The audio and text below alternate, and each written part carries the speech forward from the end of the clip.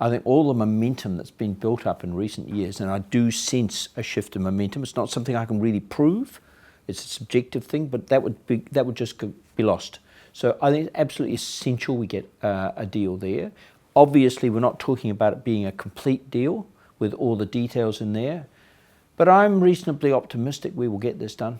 So New Zealand in the past, or the New Zealand negotiating position, had been around not actually pushing for a completely binding deal. What's the position now going into the talks? That, in my view, is now the new normal.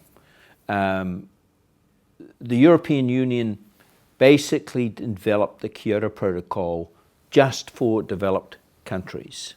And actually, I commend them for their leadership, but it locked in place a model that developing countries and the United States were never going to come on board. So this proposal, basically put together by New Zealand over the last few years, focused on trying to achieve an agreement that could attract comprehensive coverage.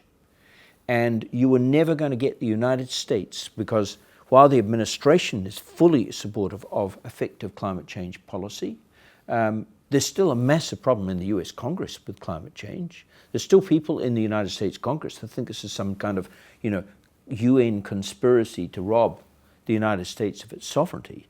So to get the United States involved and to get China involved, it required a non-threatening compliance mechanism. So ultimately at these talks, it's the big players that will actually probably cut the deal. I mean, what can New Zealand contribute or get out of this? I mean, we're bit players in reality. My view is that it's very similar to my experiences in the international trading system.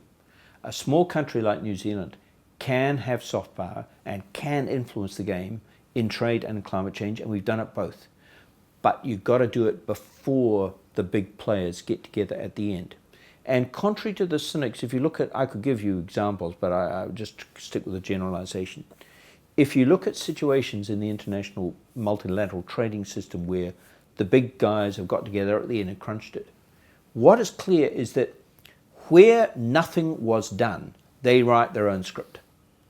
But they're not so naive as to try and write a completely different script when they go into those final rooms by themselves and where power and only power matters, to throw away a broad-based measure of consensus or convergence prior to that. So the art in this is to influence before the big room, the big boys go off into a big room, inevitably not just without New Zealand, without Australia, without huge countries. So what have you been doing then in the lead up to this? The main contribution in terms of the negotiating result has been on the legal form of the agreement, which is, look, it's now the new orthodoxy. I remember when I proposed this in Berlin about 4 or 5 years ago in a less developed form than we put it now, it was regarded by many as heresy.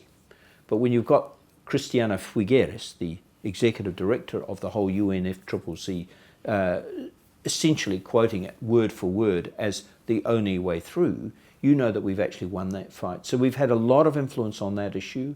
We've also having increasing influence on trying to promote a more subtle approach on carbon markets, which is why I'm so pleased the G7's picked it up, because if it was just New Zealand putting forward these ideas, nothing would happen. You've got to have power as well as ideas. So we've had influence, but it's always at the formative stage.